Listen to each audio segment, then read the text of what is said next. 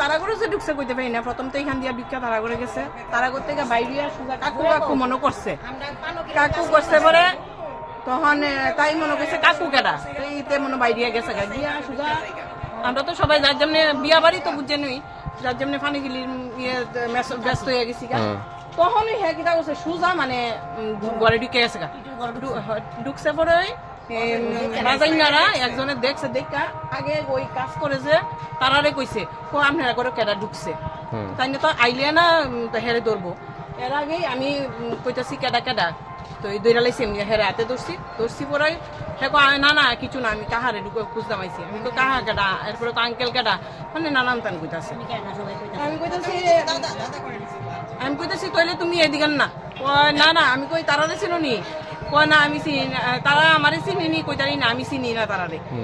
কয় তাইলে বাজাইনার লগে কাজ করো তুমি, কয় হ্যাঁ আমি বাজাইনার লগে কাজ করি। আমি কই দাদা আপনারা চিনেন নি, কয় না আমি চিনি না।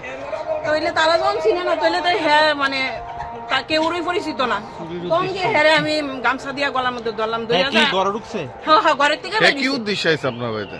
কি উদ্দেশ্য কি নিশ্চয়ই কিছু একটা নিতে আইছে, মানে চুরি করার উদ্দেশ্য, চুরি করার উদ্দেশ্যই আইছে। হ্যাঁ যে ঘরে ঢুকছিল এই ঘরে টাকা কেউ পয়সা ছিল না, বাড়ির রিলেটিভ চলে তো ব্যাপার আসতো না যে বাড়ির কেউ। যে ঘরে ঢুকছিল এই ঘরে কি কোনো টাকা পয়সা ছিল? এই টাকা পয়সা আছে, এখন তো আজকে বিয়া বাড়ির ব্যাপারই বুঝতেছেন সবই থাকে আর কি, এই করেই বেশিরভাগ আমরা রাখি। ওর পরিচয় পাওয়া গেছে না কোনখানে বাড়ি কি আশেপাশে? না হ্যাঁ তো কইতাছে ইয়েতে সরিলামনি কইতাছে বৈরাগী বাজার। কোন কই হ্যাঁ